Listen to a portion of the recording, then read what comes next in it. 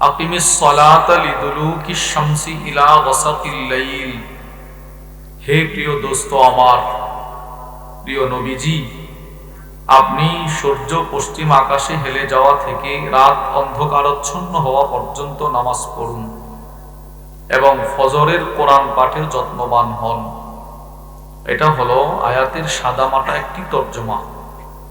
এই আয়াতের ব্যাখ্যায় পৃথিবী বিখ্যাত আলেম, বর্তমান বিশ্বের সবচেয়ে বড় আলেম যাকে বলা হয় শাইখুল ইসলাম আল্লামা তাকি উসমানী হাফিজাহুল্লাহ, হযরতের তাফসীরের কিতাব তাওদীহুল কোরআনের মধ্যে লেখেন, এই আয়াতে আল্লাহ পাক সূর্য পশ্চিম আকাশে হেলে যাওয়া থেকে রাত অন্ধকারাচ্ছন্ন হওয়া এই সময়টার ভেতরে আল্লাহ চারটি নামাজকে বুঝিয়েছেন: যোহর, আসর, মাগরিব, এশা।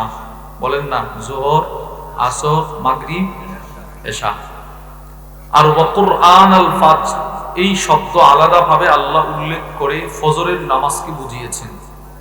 এজন্য হযরত বলেন, চার নামাজের গুরুত্ব যতটুকু, এর চাইতেও বেশি গুরুত্ব ফজরের নামাজের। সুবহানাল্লাহ বলেন। চার নামাজেরও গুরুত্ব আছে, অপরিসীম, অনেক গুরুত্ব, কিন্তু ফজরের নামাজেরও গুরুত্ব আছে বেশি। কিন্তু আফসোস হলো, আমাদের সমাজে যারা চার নামাজ পড়ে তারাও কখনো কখনো ফজর ছেড়ে দেয়। ব্যবসায়ী সারাদিন বাজারে দোকানদারি করছে, নামাজ ঠিক রাখছে, রাত্রিবেলা দোকানের হিসাব কিতাব মিলাতে গিয়ে রাত 1টা-1:30 হয়ে গেছে, এবার ফজরের নামাজে জামাত পড়তে পারে না। বক্তা সারা রাত বয়ান করছে, ফজরের নামাজ জামাতে পড়তে পারে না। অথচ ফজরের গুরুত্ব কম না বেশি? সবাই বলেন, কম না বেশি? বেশি। আপনি প্রশ্ন করবেন, হুজুর ফজরের গুরুত্ব কেন বেশি? তো আল্লাহ নিজেই বলেন, ইন্না কুরআনাল ফাজরি কানা মাশহুদা। কেননা ফজরের সময় ফেরেশতাদের মহা সমাবেশ হয়ে থাকে। সুবহানাল্লাহ বলেন। ফজরের সময় ফেরেশতাদের কি হয়ে থাকে? সমাবেশ। কিসের সমাবেশ? মুসলিম শরীফের বর্ণনা, وعن أبي هريرة رضي الله تعالى عنه قال, হযরত আবু হুরায়রা রাদিয়াল্লাহু তাআলা আনহু থেকে বর্ণিত, তিনি বলেন, قال رسول الله صلى الله عليه وسلم, নবীজি বলেন, ইয়াতাআকাবুনা ফীকুম মালাইকাতুম বিল-লাইলি ওয়া মালাইকাতুম বিন-নাহার। দিনের দায়িত্বে নিয়োজিত, ডিউটিরত যত ফেরেশতা, রাতে ডিউটিরত যত ফেরেশতা, এরা একের পর এক জমিনে আসা যাওয়া করতে থাকে। সুবহানাল্লাহ। ওয়ায়াস্তামিউনা ফি সালাতিল ফজর, এরা ফজরের নামাজের সময় প্রত্যেকের মহল্লার মসজিদে প্রত্যেক এলাকার ফেরেশতা একত্রিত হয়। সুবহানাল্লাহ। হুজুর আমাদের মহল্লার মসজিদে কি পরিমাণ ফেরেশতা একত্রিত হয়? আল্লাহ যে বললেন মহা সমাবেশ, এটা বোঝানোর জন্য একটা কথা বলি আপনাদেরকে। আল্লামা ইমাম জালালউদ্দিন সুয়ুতি রাহিমাহুল্লাহ তার বিখ্যাত কিতাব আল হাওয়াইক ফি আখবারিল মালাইক, ওই কিতাবের মধ্যে লেখেন, কি পরিমাণ ফেরেশতাদের সমাবেশ হয় বান্দা তুমি জানো? বলে, কি পরিমাণ? আমাদের জমিনে যতটা দুর্বা আছে, দুর্বা ঘাস, দুর্বা, প্রত্যেকটা দুর্বার সাথে একজন করে ফেরেশতা আল্লাহ নিযুক্ত করে রাখছে। সবাই বলে নাই সুবহানাল্লাহ? বিশ্বাস হয় না? কোরআন থেকে শোনেন, ইন কুল্লু নাফসিন লাম্মা আলাইহা হাফিজ, প্রতিটা বস্তুর সাথে একজন করে ফেরেশতা আছে। সুবহানাল্লাহ বলেন। যতটা গাছ আছে, গাছ, প্রতিটা গাছের সাথে, প্রতিটা গাছের পাতার সাথে একজন করে ফেরেশতা আল্লাহ নিযুক্ত করে রাখছে। এই আজকে আসরের সময় যারা আসছে, এরা আগামীকাল ফজরের সময় চলে যাবে, এদের ডিউটি শেষ।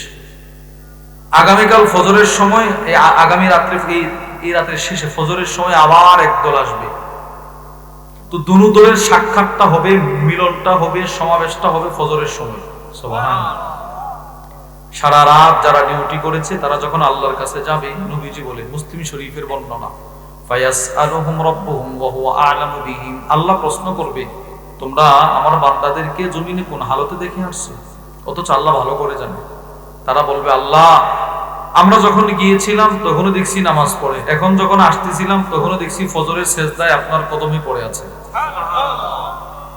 এইটাকে আল্লাহ বলছেন ইন্না কুরআনাল ফাজরি কানা মাশহুদা, ফজরের সময় ফেরেশতাদের সমাবেশ হয়ে থাকে। প্রিয় ভাইয়েরা আমার, তাহলে আমরা কোরআন থেকে বুঝতে পারলাম বাকি 4 নামাজের তুলনায় ফজরের দাম কম বেশি। এবার আমরা হাদিস থেকে বুঝবো। হাদিস থেকে আমরা বিষয়টার গুরুত্ব বুঝবো দুই ভাবে। এক, নবীজির বক্তব্যের মাধ্যমে। দুই, নবীজির কর্মের মাধ্যমে। রাসূলুল্লাহ সাল্লাল্লাহু আলাইহি ওয়াসাল্লামের বক্তব্যের মাধ্যমে ফজরের গুরুত্ব বোঝানোর দৃষ্টান্ত মুসলিম শরীফের বর্ণনা। وعن أبي هريرة رضي الله تعالى عنه قال, হযরত আবু হুরায়রা রাদিয়াল্লাহু তাআলা আনহু থেকে বর্ণিত, তিনি বলেন قال রাসূলুল্লাহ সাল্লাল্লাহু আলাইহি ওয়াসাল্লাম, আল্লাহর নবী বলেন ইন্না আফqala সালাতিনা আলাল মুনাফিকিন সালাতুল ইশা ওয়াল ফাজর। আল্লাহর নবী বলেন ফজরের নামাজ মুনাফিকদের জন্য বড় ভারী নামাজ, এশারের নামাজ বড় ভারী নামাজ। কোন মুনাফিক ফজরের নামাজ পড়তেই পারে না। আমাদের শায়েখ দামাত বারাকাতুহুম আল্লামা মুফতি মুশতাকুন নবী কাসিম হাফিজাহুল্লাহ হযরত বলেন মুনাফিক কখনো ফজর পড়তেই পারে না।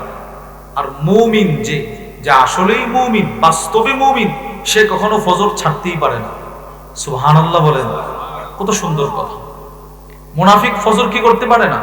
পড়তেই পারে না। আর মুমিন যে, সে কখনো ফজর ছাড়তেই পারে না। এই হাদিস থেকে আমরা বুঝতে পারলাম ফজরের গুরুত্ব অন্য নামাজের তুলনায় কম না বেশি। এবার নবীজির কর্মের মাধ্যমে আমরা বুঝব। তিরমিজি শরীফের বর্ণনা। وعن أنس بن مالك رضي الله تعالى عنه قال, হযরত আনাস ইবনে মালিক থেকে বর্ণিত, তিনি বলেন কানা রাসূলুল্লাহ সাল্লাল্লাহু আলাইহি ওয়াসাল্লাম ইয়ামুরু বিবাবি ফাতিমা। হযরত আনাস বলেন আল্লাহর নবী 6 মাস নিজের মেয়ে ফাতেমার ঘরের দরজার সামনে দিয়ে ফজর পড়ানোর জন্য যখন নববীতে যাইতেন, মসজিদে নববীতে যখন ফজরের ইমামতি করার জন্য যাইতেন, তো নিজের মেয়ের ঘরের সামনে তিনি দাঁড়াইতেন, নবীজি দাঁড়াইতেন। এই হাদিসটা ভালো করে বুঝেন। নবীজি নিজের মেয়ের ঘরের দরজার সামনে দাঁড়াইতেন, দাঁড়িয়ে ডাক দিয়ে বলতো ইয়া আহলাল বাইত, হে নবীর পরিবার, হে নবী পরিবার, ফাতেমা, আলী, হাসান, হুসাইন, প্রত্যেকে জাগ্রত হও, ঘুম থেকে উঠো, ফজরের সময় কিন্তু চলে যায়। সুবহানাল্লাহ। এই ফজরের সময় কিন্তু চলে যাচ্ছে। ফাতেমা, আম্মু, ঘুম থেকে তাড়াতাড়ি উঠো। আলী, ঘুম থেকে জাগ্রত হও। হাসান, হুসাইন, ঘুম থেকে জাগ্রত হও, ফজরের সময় কিন্তু চলে যাচ্ছে। নবীজি এই 4 জনকে জাগ্রত করতেন। এখানে একটা তীক্ষ্ণ কথা আছে, এটা একটু বুঝলে আপনারা বুঝবেন ফজরের গুরুত্বটা রাসূল কি পরিমাণ বুঝাইছে। যিনি ঘরের দরজায় দাঁড়িয়ে আছেন তিনি হলেন নবীজি। বলেন না, তিনি কে? নবীজি। এই কায়নাতের সর্বশ্রেষ্ঠ যিনি, আমাদের